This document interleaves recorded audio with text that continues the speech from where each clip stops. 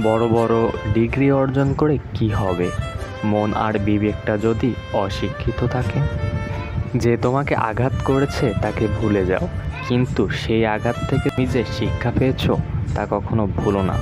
প্রেমের জন্মই হয়েছে অভিনয় থেকে, তাই যে যত বড় অভিনেতা সে তত বড় প্রেমিক। রক্তক্ষরণ হচ্ছে বুকে, সয়ে যাচ্ছি হাসি মুখে, তুলবো আঙ্গুল কার দিকে, আঘাতকারী সব আপন লোকে। জুলুমের কালে তুমি যদি নিরপেক্ষ থাকো, তাহলে তুমি জালিমের পক্ষই নিয়েছো।